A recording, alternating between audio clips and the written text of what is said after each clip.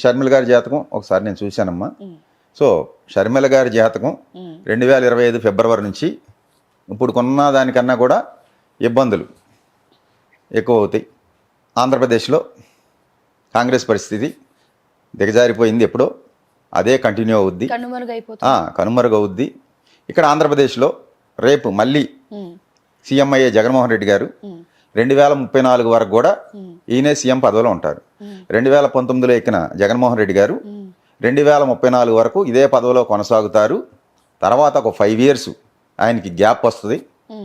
39 వచ్చేటప్పటికి మళ్ళీ సీఎం అయ్యి మళ్ళీ ఒక 2 times కదండి, నెక్స్ట్ 3 times అమ్మా.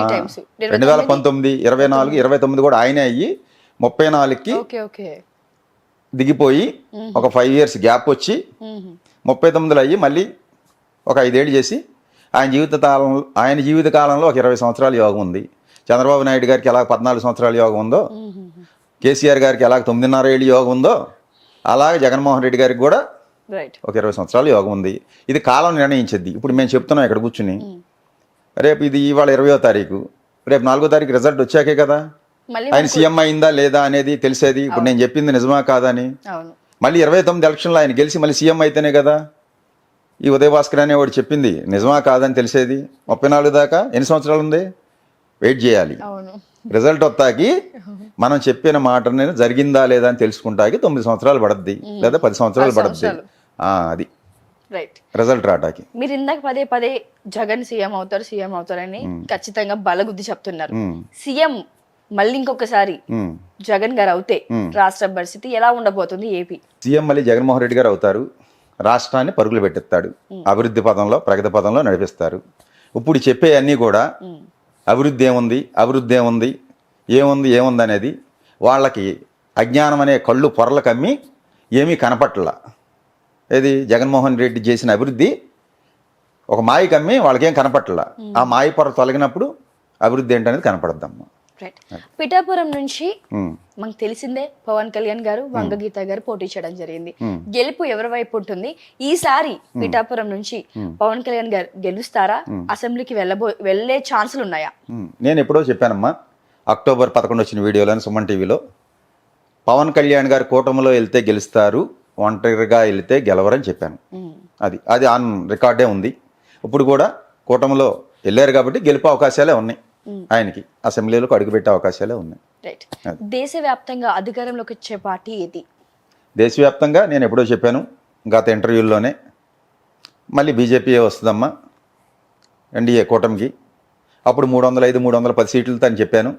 ఇప్పుడు మీ టీవీలో కూర్చుని ఎన్డీఏ బలం అది లోపలున్న బయట నుంచి మద్దతు ఇచ్చిన పార్టీలతో అయినా సరే ఏదైనా ఎన్డీఏ బలం పార్లమెంట్లో 360 సీట్లు ఉంటాయి.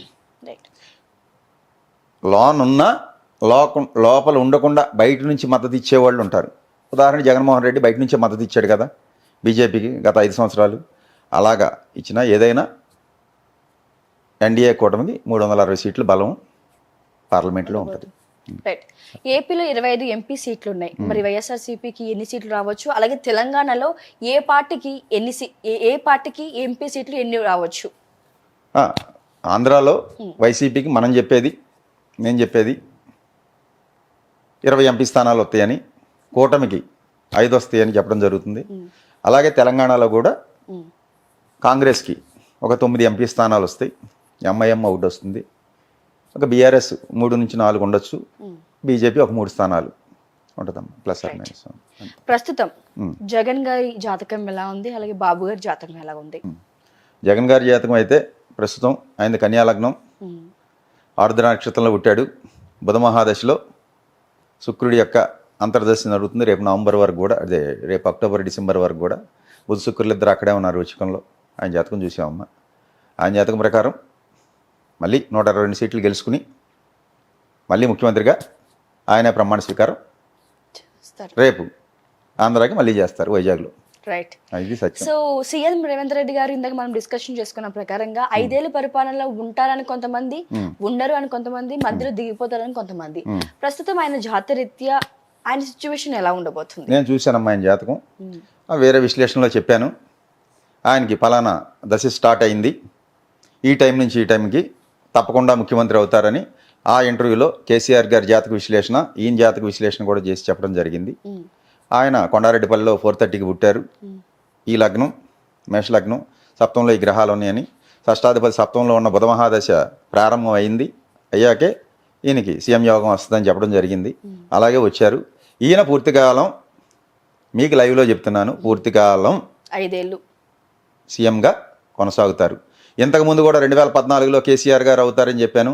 2019లో 18 డిసెంబర్ 13న కేసీఆర్ గారు మళ్ళీ ప్రమాణ స్వీకారం చేస్తారని చెప్పాను. అలాగే చేశారు. ఆయన రేపు సాయంకాలానికి దిగిపోతారని చెప్పాను. అదే జరిగింది. అది రేపు 2019లో కూడా జగన్మోహన్ రెడ్డి గారికి 126 ఎమ్మెల్యే సీట్లు ప్లస్ 21 ఎంపీ సీట్లు వస్తాయి అన్నాను. నన్ను అందరూ వీడు ఏదో అని చెప్పి ట్రోల్ చేసి అన్నారు. సరే వచ్చాక తెలిసింది కదమ్మా, రేపు కూడా వచ్చాకే తెలుస్తుంది. ఈలోపు ఈ 10 రోజుల్లో 15 రోజులు ఉంది మన వీడియో వచ్చేటప్పటికి రిజల్ట్ వస్తుంది. 15 రోజుల్లో కామెంట్లు చేస్తూనే ఉంటారు. వాళ్ళందరినీ మనం పట్టించుకోమమ్మా. ఏది తెలంగాణలో బీఆర్ఎస్ పార్టీ అంతమైపోతుంది, ఇంకా కేసీఆర్ జైలుకి వెళ్తాడు అని అంటున్నారు. ప్రజెంట్ కేసీఆర్ గారి జాతక ప్రకారంగా ఆయన సిచ్యువేషన్ ఎలా ఉండబోతుంది గురు? అదే సిచ్యువేషన్ అయితే బాగోలేదమ్మా. నేను చెప్పాను అక్టోబర్ 9 నుంచి ఎప్పటి నుంచో ఆయనకి బాగోలేదు, బ్యాడ్ టైం స్టార్ట్ అయిందని. సో ఆ తర్వాతే డిసెంబర్ 19 వరకు ఉంది అది ఆ గ్రహం. ఆ జరిగే కాలంలో ఇబ్బంది ఉంటుంది అన్నాను. అదే టైంలో దిగిపోయారు, ప్లస్ పడిపోయి ఆయనకి సర్జరీ అయింది కూడా డిసెంబర్ 19 ముందే. సో ఆయనకైతే 2028 వరకు కూడా ఈ పార్టీ అయితే ఉంటుంది. ఆ తర్వాత ఆలోచించాలి ఉంటుందా ఉండదా అనేది. ఇది ఒక పర్సనల్ క్వశ్చన్ గురువు గారు మీ గురించే. మీ దగ్గర ఉన్న ఒక మంత్రదండం ఒక వింతగా ఉంది, అసలు నేను ఎప్పుడు కూడా చూడలేదు దాన్ని. సో దాంతో జాతకం ఎలా చెప్తారు? దాంతో జాతకం చెప్పడం కాదమ్మా, భవిష్యత్తు చెప్తున్నాం. రేపు అదే జాతకం అనేది కాదు ఇక్కడ.